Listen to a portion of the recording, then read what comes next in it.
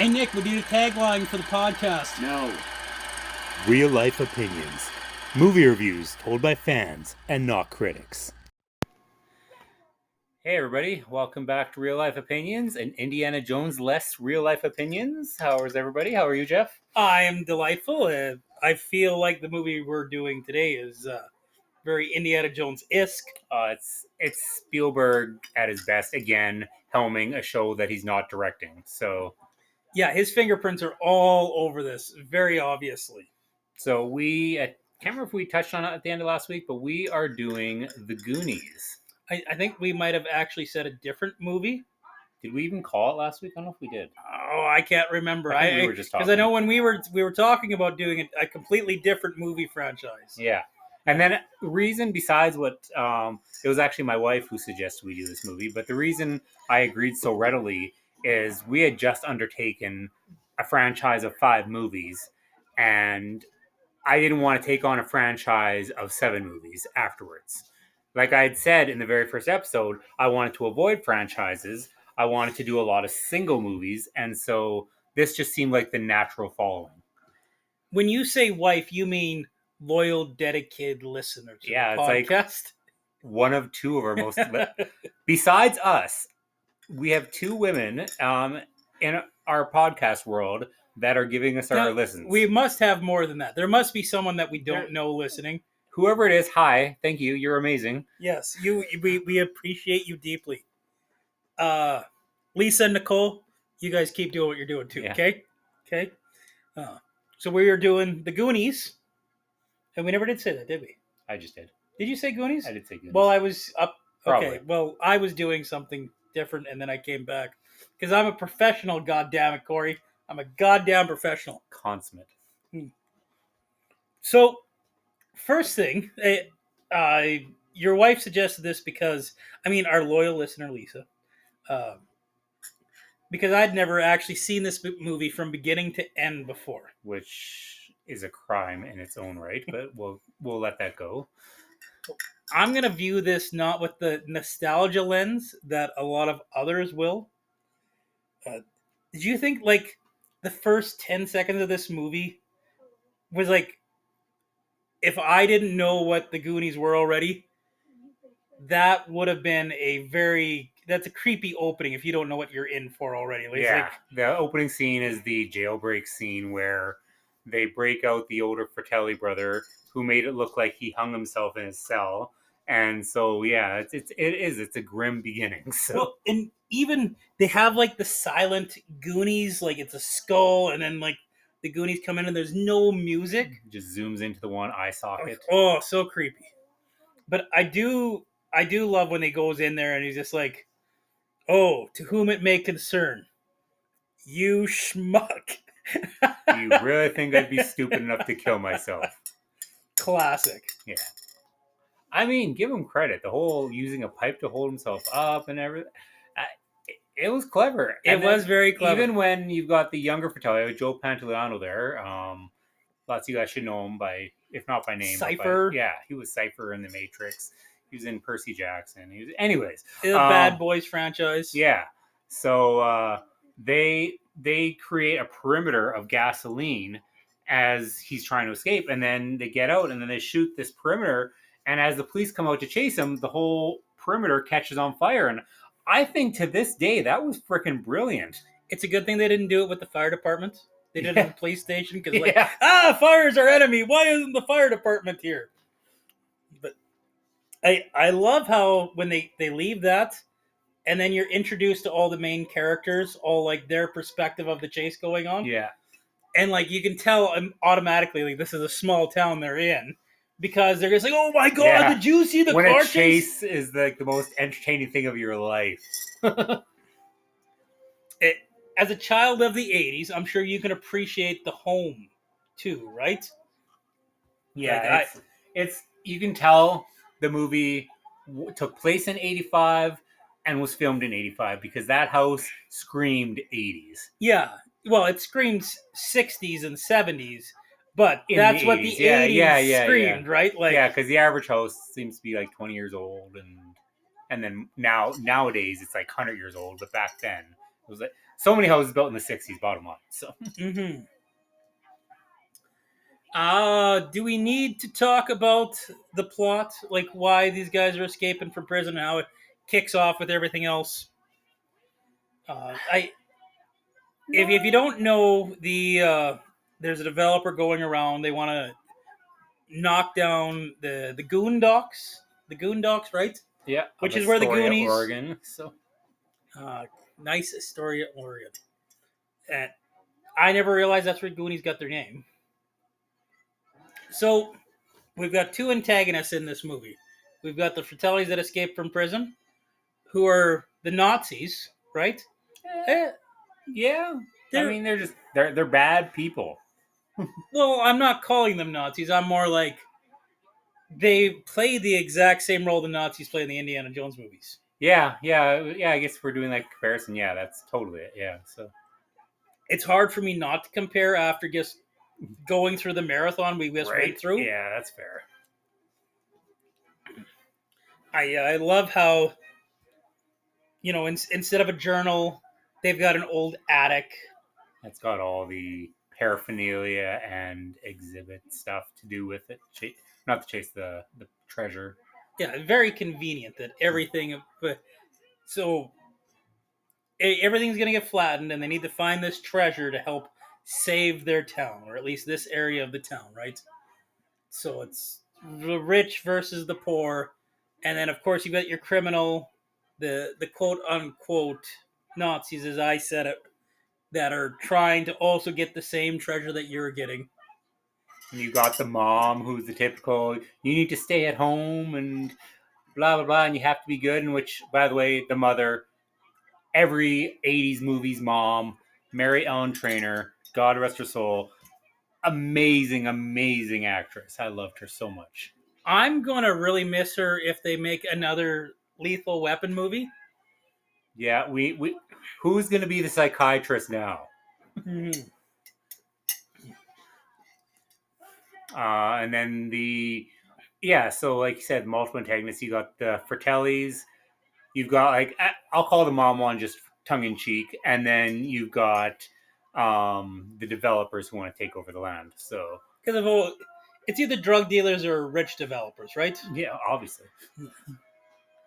Like unless you have Nazis.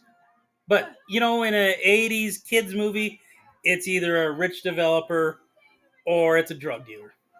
Like that's just what it. Oh, I guess they use burglars lots too, like the Wet Bandits or Christopher Lloyd from Dennis the Menace. Which is funny because what's called you say Christopher or not Christopher Lloyd, you say the Wet Bandits, but the co-writer of this movie was actually Chris Columbus, who directed Home Alone, but it was written by John Hughes. The collection of talent in this movie is astounding when you think about it. Like Richard Donner directing, Yeah, Chris Columbus writing. He did the first Harry Potter movies, did he not? Yeah. He did, yeah. I liked them better after he was gone, to be honest. But still, Well, they got darker after he left, right? Like they were almost like family movies to start, and then as the story got dark, which wasn't the directors, it was J.K. Rowling's, but as the stories got dark, they got different directors, and they understood the assignment. well, and I guess that makes sense because like the first book is like wafer thin. It's basically a kid's book, right? Yeah, And then what is it? Order of the Phoenix. I think it like triples in yeah, size, and that's what they did with the movies. Yeah, and then how Deathly Hallows was so big they had to split into two movies. That was not the one they needed to split, according to my wife. I've never read them. She says like, they could have split. I think it was Order of the Phoenix. I think I've heard that too because my wife's an avid fan. I have seen them probably about 3 times. My wife's a huge fan, and they're not my cup of tea. I'm not a big fantasy person. However, I can't deny how well made those movies were. So, coming back to Goonies. oh yeah, we're reviewing a movie here. I digress. Did you love seeing kids on bikes? Oh man, like between this and I was mentioning earlier, between this and like the movie It, how there was kids on bikes, and then when they were done, they stopped. They just drop their bikes wherever they may land and they go do their thing. Like that was me growing up, right? I should have took a picture of you, not of you, of my house today, because all the neighborhood kids had like come here. I had to make the house boring to kick them back outside, but there was like 5 bicycles out front of my house. I guess, oh, it's the '80s all over again. Yeah, miss those days. By the time I was 12 years old, my friend and I were biking literally across Saskatoon. Really? My parents never knew. We just said we were going for a bike ride, but we literally went from one end to the other biking one day. So I was trying to.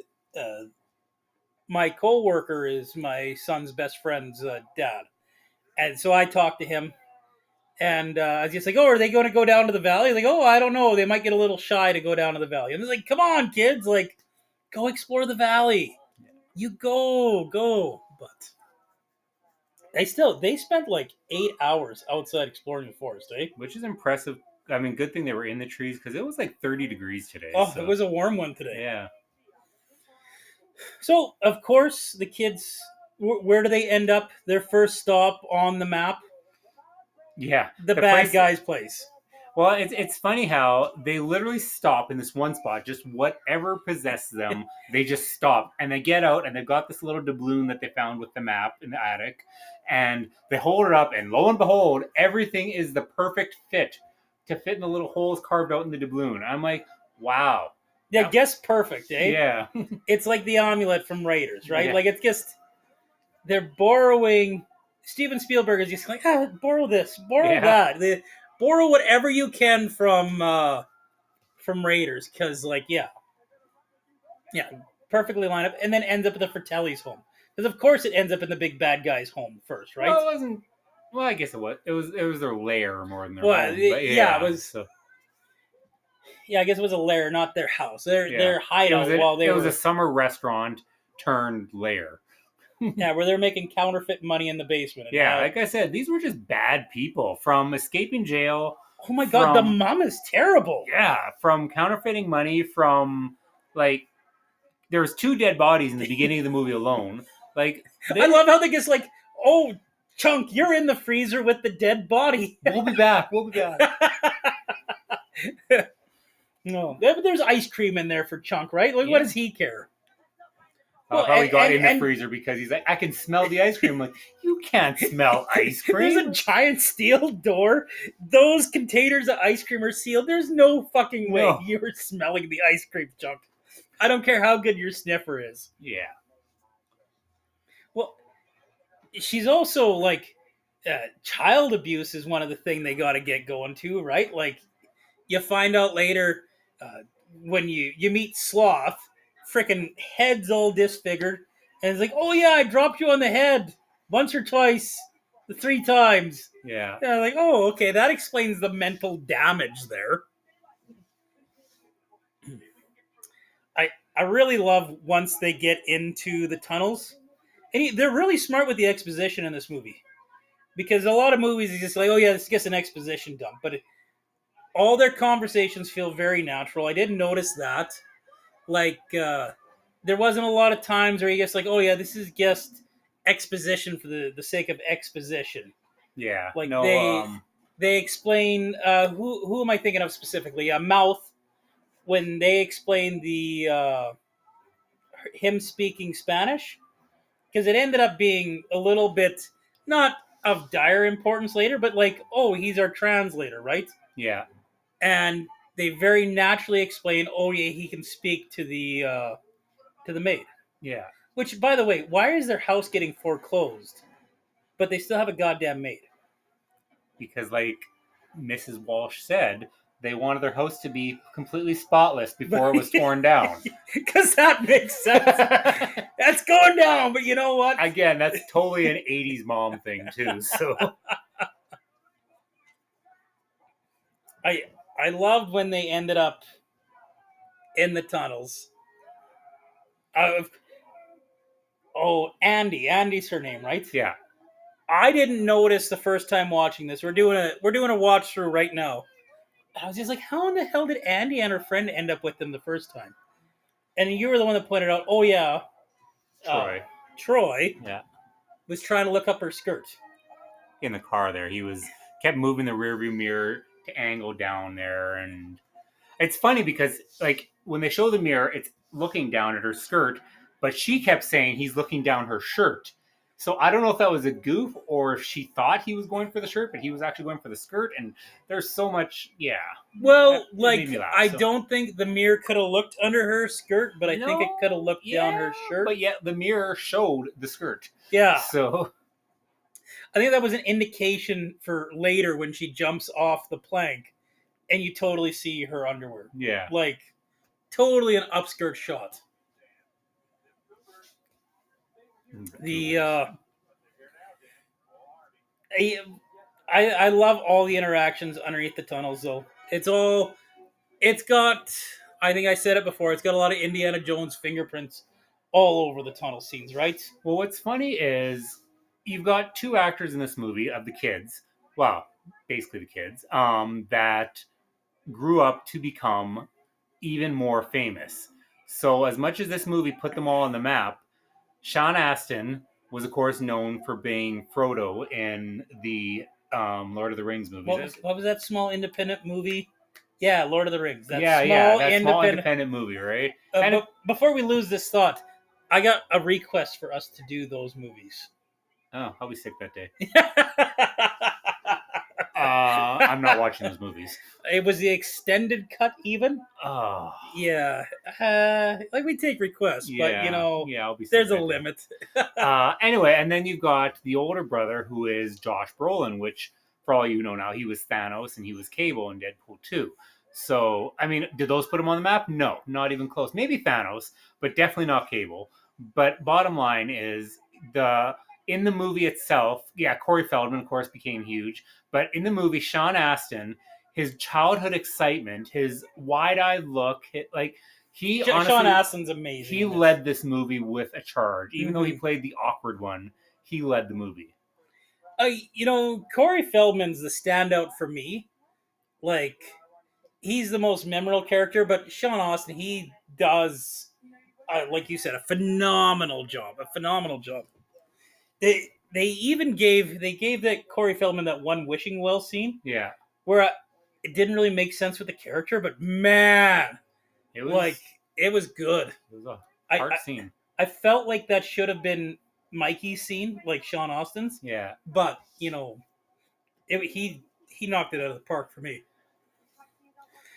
I wouldn't have thought Thanos was going to be the big breakout star of this movie. Like when you watch it, no, he usually, like, cause he was the older brother. It's like, oh, he's already kind of at his prime, and I mean, he came from acting royalty. Like his dad was James Brolin, who, if you've seen the original 1979 Amityville Horror, he was the lead in that. Oh, was he? And if you see James Brolin in Amityville Horror, you see Josh Brolin now. Well, back then, because even now Josh Brolin older than his dad was in that movie. So, the only one that isn't really relevant at all anymore. I guess Corey Feldman's not relevant anymore, but Chunk, he's the only one that didn't really. No, he stayed away from the camera afterwards. He ended up losing weight, became super ripped, and now he's an agent.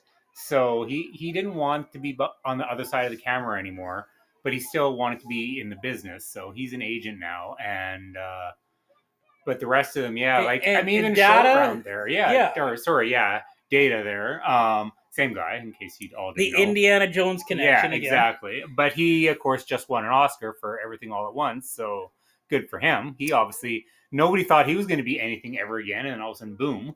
Once again, I know I've reiterated at this point to you, amazing movie, so much fun. Like that movie blew my mind.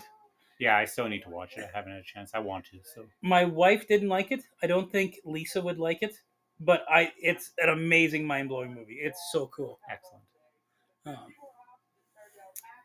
And of course they ended up being nobody actors, but like the big bad rich guy, and then the preppy kid happens to be the big rich dad's son, of course, who's trying to knock down everything. So the Troy douchebag looking up the skirt. Yeah, everything's connected in this small town. So, favorite scenes? The water pipe scene when they're underground. That was pretty amusing. Probably my favorite scene. as a water and sewer guy, first thing I got told on the job: don't hit anything water related. Never hit it. And here these kids are just like turn, Banging bang, and a bang. clanging and yeah. Not how it would have happened. They definitely wouldn't have pulled the taps out of the wall. But I digress. That's the magic of the '80s. Did you like the any of the sloth stuff, or was that? Yeah, Sloth was Sloth. I I wouldn't like. call him comic relief, but I wouldn't not call him comic relief either. He was because he had there was a little bit of heart with him where he was this damaged, disfigured man thanks to his parents or his mom or whatever, and but then he ended up turning into the comic relief as the movie went on. Did you catch the Superman nod? Just the shirt. Was so the Superman jingle plays, and it's Richard Donner, right? He did Superman the movie. He did. You didn't know that? I said he did. Sorry. I thought you were agreeing. Yeah. Oh, I was like, you should. If all people should know, there was no question mark at the end of this. That part, right? So sorry, this is really, really out of place, but it totally makes me think of it. The end of the movie where the dad rips up the contract. I saw this put up in another show I watched. It was actually Hollywood Babylon, one of my favorite Kevin Smith shows. Kevin Smith, if you're listening, we love you, and we'll have you on the show any day. Any day. So they rip up the contract and they throw it in the air. And as they throw it in the air, from the side, somebody else throws a whole bunch of more paper in the air. And it becomes like this huge confetti waterfall. But yet, the amount of paper that, he barely ripped up that contract. And so it was Kevin's segment of shit that should not be in Hollywood Babylon, where somebody brought that up, and now I can't not see that. Shit that shouldn't be in Hollywood Babylon, eh? Yeah, Hollywood Babylon's all about the segments. I wish it's not even. I don't even want the audience size of it because that would be amazing. But I want the following, like those type of people. We'll have to hashtag Kevin Smith, and then maybe we'll get some Kevin Smith guys. Yeah. Maybe like 3 times. Yeah. Hashtag Kevin Smith at that Kevin Smith.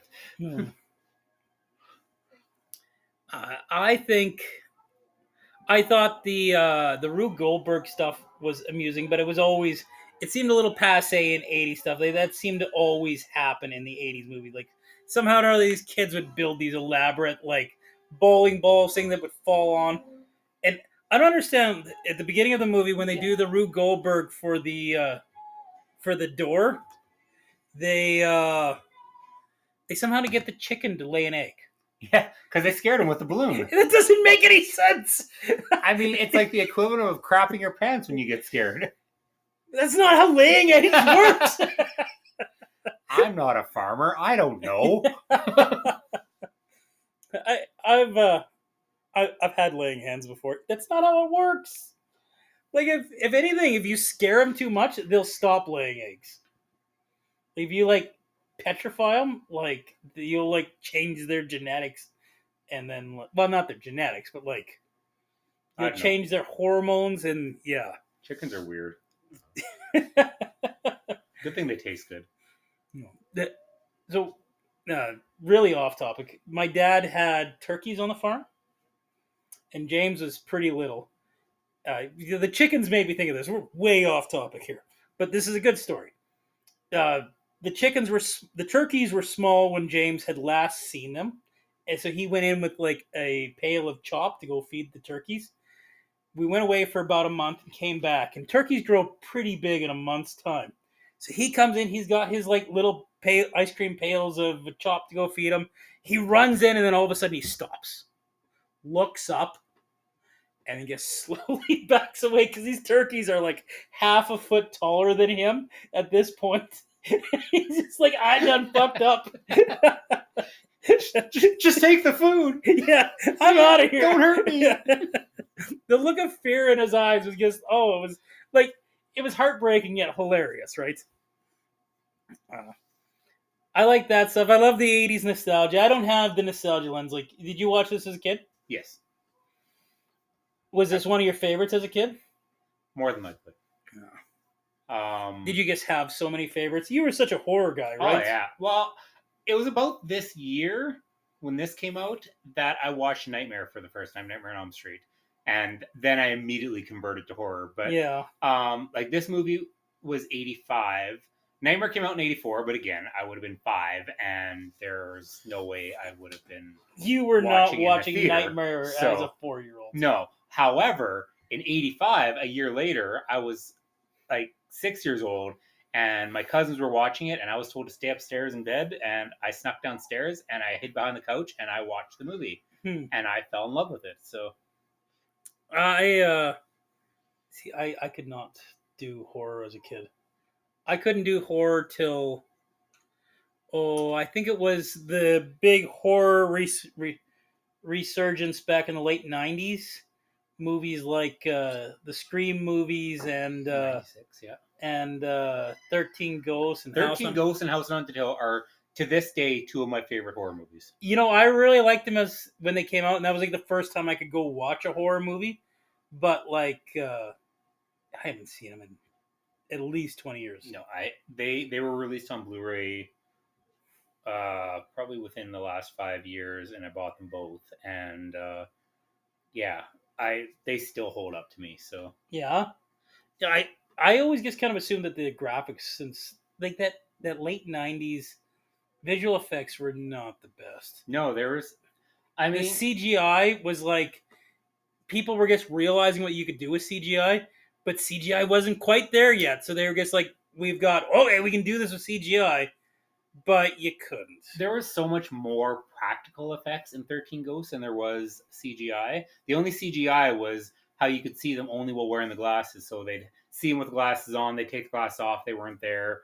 Like that was obviously CGI, but all the ghosts were done with practical effects, like makeup and everything, and that was it. Practical effects in the late '90s, on point. Like that was probably the peak practical effects for any movies. I think like today, I feel like they've reverted so far like dependent on CGI that it's every now and again you get good practical effects, but they just don't use them. Right? They don't use them properly. No. Well, did you hear what Christopher Nolan said today? Oh, was it crapping on CGI? No, well, yes, but he said that Oppenheimer is 100% practical effects. It is not. There's no CGI in it at all. Well, I'm trying to think of like Inception must have had some CGI. Yeah, well, if that place is tilting, yeah, I assume they didn't get buildings to bend for them. So, but there might have been a practical way to create that, maybe though. like mirrors or whatever. But yeah. And Interstellar must have had a little bit, but yeah, the scene where he was like floating in space and looking through and seeing his daughter there and all that stuff, like probably. So, but I don't think Tenet has any, and like the Batman movies, I can't think of a spot where I'm just like, oh yeah, they definitely use CGI for that. No, because even like when he would like Batman would like fly through the air, you could tell it was obviously done amongst a backdrop, and there was obviously going to be a net below or something. But I think everything looked actually did it. So yeah. So, Corey, you pointed out, and I kind of knew that Cyndi Lauper had the music video accompanying to this. Like, she's got the music video in the background. She was such an 80s staple. That just makes this movie so much more 80s for me. Yeah. I love the fact that the music video, that's how you know you got a hit on your hands. If you can, like, have a movie tie-in, right? Like, either the song's going to be a hit or the movie's going to be a hit. I can't think of a movie tie-in where like the song didn't end up being like a real banger. I think the 90s and obviously the 80s, when they did a soundtrack piece, I loved how they tied in the movie. Oh, yeah. Like, even if the movie wasn't created for the song, or other way around, so the song wasn't created for the movie, but for the most part they were. Like, you take... The 90s were bad for not having the song made for the movie, but still forcing it in. Like, I think of All-Star, which everybody says, oh, that's from Shrek. No, that's from Mystery Men. Okay, I get it. And Mystery Men's a long-forgotten movie. Love Mystery Men, but, like, it's a long... Yeah, I think it's got more legs because of the All-Star tie-in, but, like... Oh, man. I am Pencilhead, and his son of Pencilhead. Such a great, terrible movie. I'm gonna get angry at Ben Stiller. He's like, I moved a bus one time. Yeah, you moved a bus one time. that guy just kind of hit the gas a little bit to help you along. He didn't really do that much. Just a little bit on the gas. But yeah, speaking of like the music video, so again, you got this was 1985. The Cyndi Lauper music video, besides having a plethora of 80s wrestlers, which made it fantastic. The most 80s thing ever with like Nikolai Koloff, the Iron Sheik, Roddy Piper, the legendary Roddy Piper. Classy Freddie Blassie. Oh. But albeit it was technically in the 90s, 92 was Robin Hood, Prince of Thieves. What was... And that was Bryan Adams, Everything I Do It For You. Yeah. And if you watch that video, it ties into the movie, so... Yeah, but that was definitely not made for the movie, though. No. Well, actually, I think it might have been. I can't... Don't quote. Let's just skip trying to... I think that was one of those ones that gets worked so well. Because I know in the music video, it had the movie in it. Mm-hmm. So it could have been a coincidental timing, and then they just worked it. But 91, Guns N' Roses, You Could Be Mine, for Terminator 2. And the whole point of the music video is that the Terminator's hunting down Guns N' Roses. So it's kind of awesome. And then they show clips from the movie, too.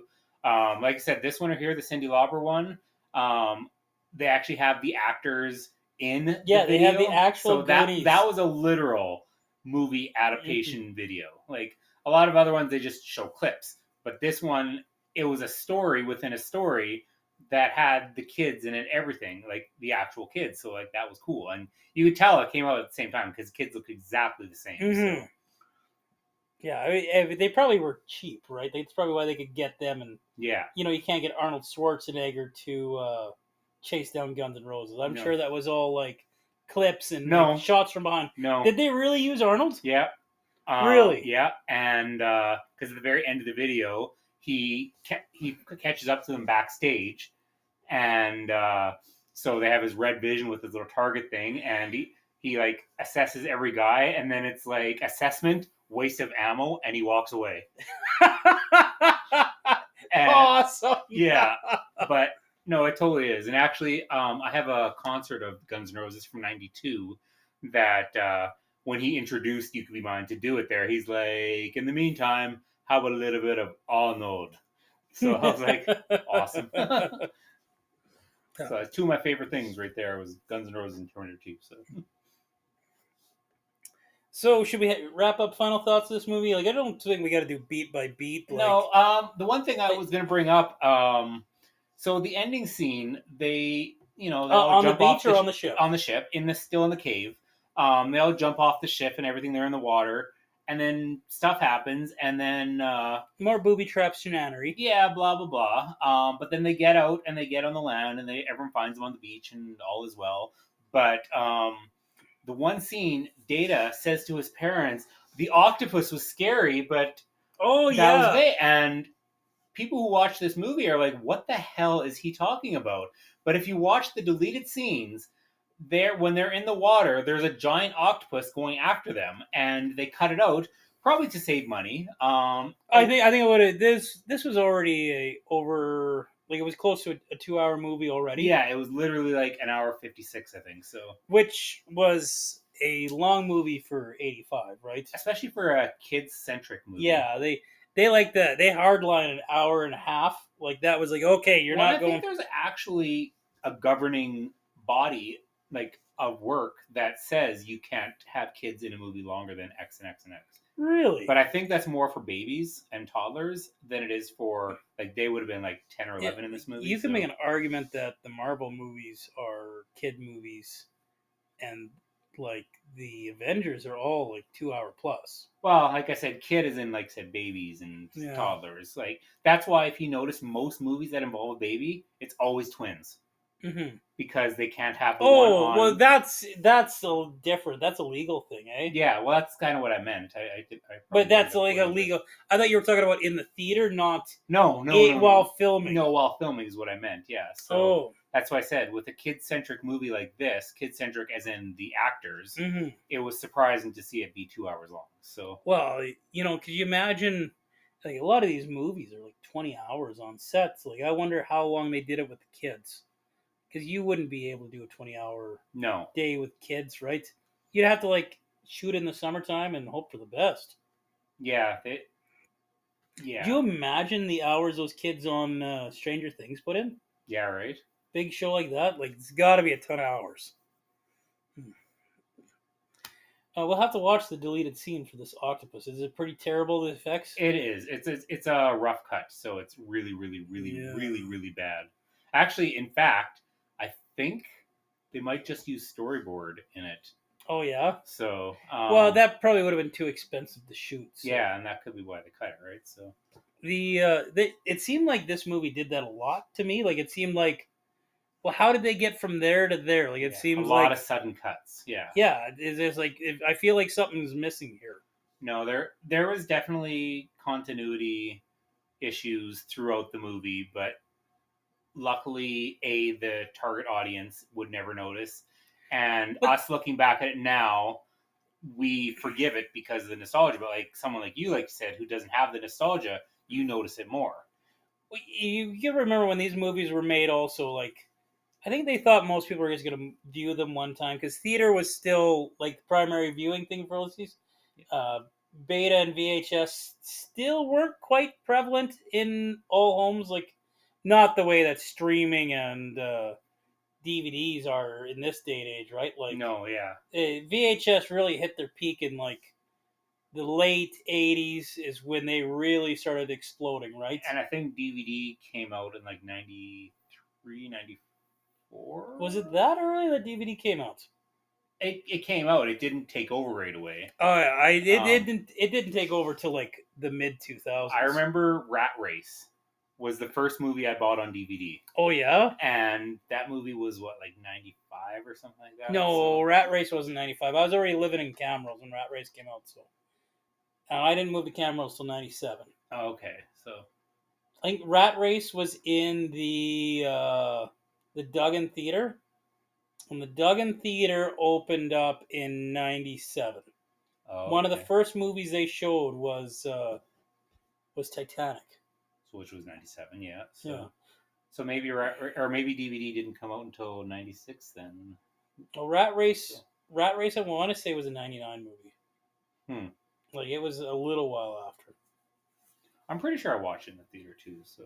Yeah. Wouldn't have been here because I didn't move here until 05, but. Yeah, I want to say 99, maybe even 2000 for Rat Race. Yeah, and I mean, God knows we could look it up, but I'm not going to. Yeah, that takes effort. Yeah. So why do we want to correct ourselves? It's funny because, so like we were saying, how our loyal listener Lisa, I like that now. It's so much better than I'm going to call her that in bed now. So, Oh, come over here, my loyal listener, Lisa. yes, pillow talk. Baby. Anyway, and she was saying, it's like, you guys make a lot of mistakes in your movies. Like, she'll listen to it and she's like, that's not what happened. But then she'll hear a second later that the other person will have corrected it. And so I just corrected Corey and the look on his face when I corrected I him. can't believe it was that long. Anyway, or that late, but Yeah, 2001 when Rat Race came out. but yeah, so she was saying you guys make a lot of mistakes, even though you do catch them, but you make a lot of mistakes. I said to Jeff, I said, yeah, we could research our movies before putting them out, but then you would lose the authenticity. Like it would sound like we're reading a script. And to let you guys know, we don't read from a script. We are freeballing this entire thing. What would be the fun of like? We'll just put a disclaimer like we're not always going to be correct. 1996 was the first DVD, not 93. I was closer with that because I said the second time 96. So, but screw it, they don't need to know we're wrong. No. It was 93, definitely 93. yeah. Not 96. Just don't Google it. Don't Google it. That's what we should name the podcast. We change the name from Real Opinions to like don't Google what we say. Yeah. Doesn't have the same ring, but that's okay. So, back to Goonies. Oh yeah. I'm gonna give it because I'm sticking to this this rating system. 2.5 Indiana Jones movies out of 4. Corey, what do you think about it? Well, I still haven't figured out that rating system of yours yet, so I won't even go there. If nothing else, the greatest Goonies movie in the franchise. It's hard to argue with that. Yeah. It's But no, this is easily a 7.5 to 8 out of 10 for me. So now that I've viewed the whole thing once, I actually really enjoyed the second viewing of it a little bit more after watching it once. And I do love, like, it does bring me back to the 80s. Not that I watched it in the 80s, but it does bring me back. And that's a heartwarming thing. You always miss your youth. yeah, Uh, like Andy Bernard said, I wish I could told that we were in the good old days before they left. Oh, And yeah. that every time I hear that, it tears me up because I saw that attached to a picture of Blockbuster once, and that hurt. So, yeah. Well, should we wrap this thing up, Corey? sounds good. Remember, give us a follow on Spotify. Follow us on Instagram, Real Life Opinion. Follow us on Facebook, Real Life Opinions. Give us requests. Let us know what you want to hear. We haven't set a title for next week yet, so if you let us know, we'll do that. If not, we'll figure something out. What are you feeling? Are you thinking, should we do another 80s-ish type thing? Is that kind of what we're going to stick with? We should jump a little. I had a title I was considering, but I think I will tell you off air because I don't want to make false promises. But I have an '80s title that I think would fit really well with what we've been doing. But I'd like to hit a 2000s title, but I can't think of what. So I'm willing to accept. We'll figure stuff out. We'll let you know. I sometimes throw on teasers on the page. Not very often. I didn't do it this week because I still wasn't 120% sure we were doing this until the last second. So, yeah, let us know. Follow us. Get notifications. We always got something to say. I think there's a poll on one of our podcasts to let us know what your favorite Indiana Jones was. Fill that out. Let us know what you think. This is all about, I mean, as much as it's just hearing our own voice talk, this is all about, we're doing this for you guys, and we're doing this for us. All 7 of them. Yeah. Which 2 are us, and another 2 are relatives. Yes, that's not the point. But yeah, that said, for all of us, like all of the people, like we've got our loyal listener, Lisa. I'm never going to not say that now. And we've got Nicole. Never misses an episode, Nicole. Sure. That doesn't have the same. But we've got people. Share these posts when you see them, and you're like, hey. And even if you don't get a chance to listen to it, share it to your feed anyway. Let other people know. There might be people that you know that we don't, and share this. I've got my sister is now sharing our stuff. That's cool. I don't think she's actually listening to them, but but she's sharing. So yeah, let's get us out there. Well, this is Corey and Jeff. All right, have a good night, and we'll talk to you next week. Keep your stick on the ice. Is that it?